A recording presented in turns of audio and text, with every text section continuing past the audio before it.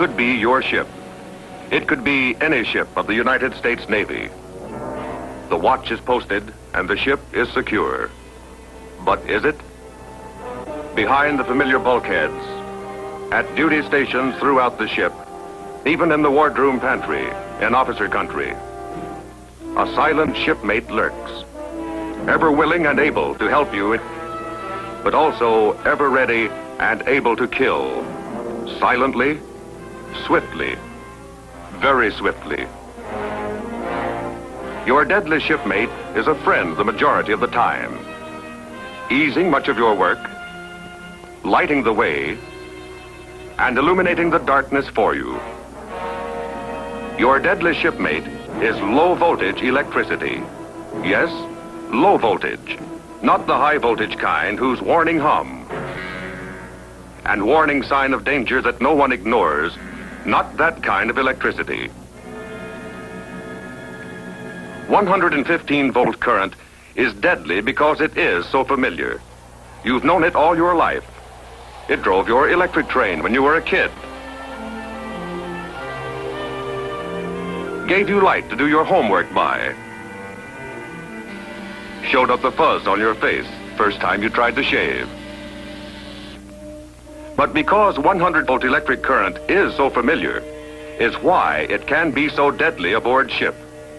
115 volt current can kill. The Navy knows it. The Navy is always vigilant to eliminate the fatal hazard of electrical shock. Navy tools and wiring are expertly insulated. All tools are grounded. Plug caps are required on all shipboard electrical outlets. Wherever electrical is used aboard ship, rubber matting is laid down to insulate your footing. You are warned away from exposed electrical installations in short, clear Navy language. And Navy posters dramatically picture the cost of carelessness where electric current is concerned. Carelessness. There's... Yes, carelessness is a guy named Joe. Sometimes carelessness is just another name for laziness, too. Joe could see the frayed lead to the deck scaler he planned to use. He looked at it, wiggled it, and gambled.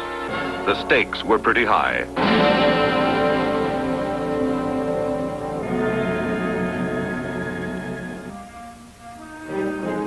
Sure, even Navy tools wear out, but the Navy provides repair facilities for such items. Had Joe simply carried this scaler with its worn lead down the ladder to the electrical shop, well, he'd be scaling a deck today, perhaps, and looking forward to his next leave. This started out to be fun. Unauthorized fun, of course, but Joe and his buddies were willing to risk it. After all, a private showing of the wild women of Watusiland was worth some risk.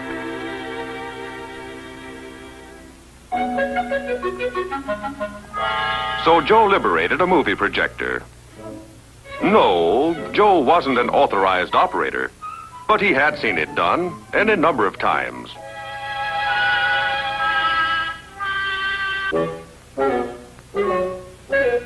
No, Joe wasn't dumb either. When it was noticed that the movie projector's plug was broken, Joe didn't have any chances, so he told his buddies to pipe down while he fixed it.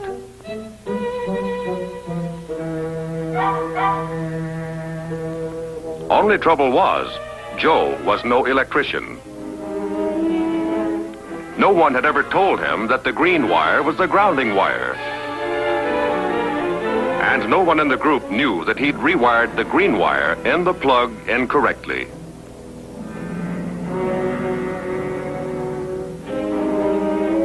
At last, the prying of the wild women of Watusiland was ready to begin. Joe switched on the projector. Only trained personnel are authorized to operate a movie projector. Joe wasn't. That was mistake number one. Generally, only trained electricians are conscious of the importance of proper wiring of any piece of electrical equipment. Joe wasn't. That was his last mistake.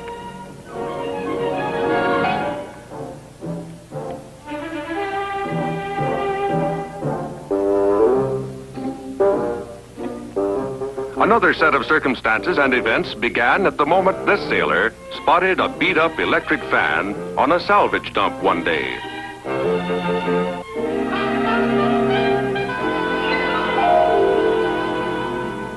Visions of cool breezes in his somewhat stuffy quarters below decks clouded his judgment.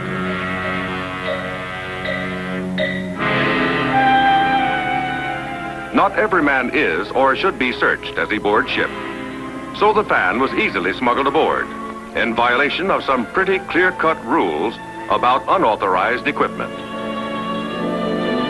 Joe had the perfect spot to put the breeze maker, right alongside his bunk. Of course, the ungrounded fan had a plug with only 2 prongs, and the receptacle was meant for 3.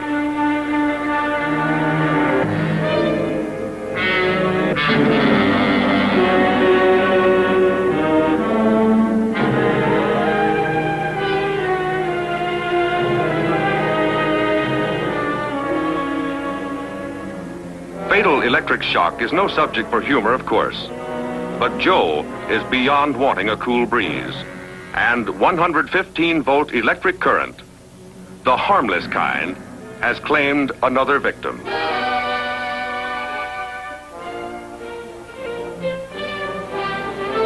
The tragedy began here, was made possible at the gangway, and made a certainty when this man failed to realize that the third opening in the receptacle was designed to receive the grounding prong of authorized Navy electrical equipment. Don't let it happen to you.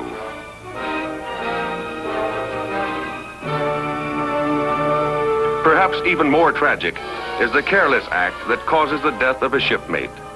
Here's what happens not too long aboard a destroyer on routine patrol. A set of bearings on the vent leading to crew's quarters needed replacement. Joe took the work order and carefully cut the juice at a motor controller so that he could work on the vent.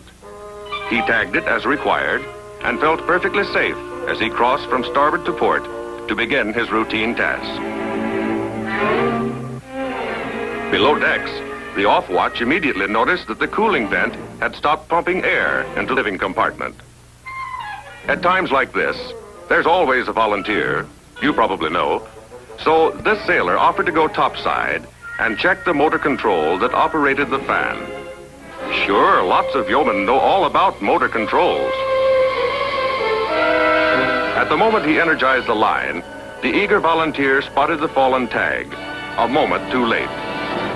Sure, you might say Joe's carelessness in not securing the tag properly in place was to blame. You might say the sailor who operated equipment not within his authority should be blamed. Say they both feel bad, but Joe is beyond any feeling.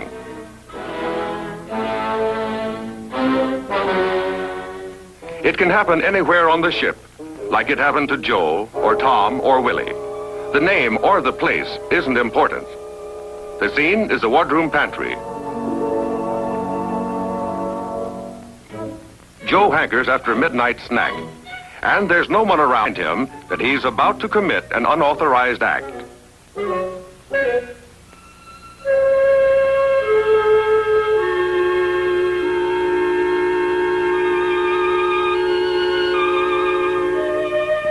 Toasters do jam sometimes. This one did. A fork can be used to fish out the elusive slice of toast. This one was. Metal toaster, metal countertop, metal fork, all metal, plus 115 volts of electrical current, the deadly Shipmate. Yes, electricity is a friend, ashore and afloat. High voltage lines supply the big jobs that man has harnessed electricity for, while low voltage is channeled into our homes and ships or generated afloat. It's a force we've lived with and depended upon since childhood and grown all too familiar with. We know its nature and respect its strength. We know it can kill. We are protected against its dangers by a Navy which uses every possible means to alert us. We use the 115 volts of our familiar circuits in countless ways and find our work easier, our comfort certain as a result. Still, the Joes and Toms and Willies with whom we fail somehow through carelessness, through disinterest, through simple lack of respect to live the number of years they're entitled to. So you do two things. You obey the rules made for your safety, and you constantly accept responsibility for the safety of your shipmates. That's the entire story of 115 volts, the deadly shipmate.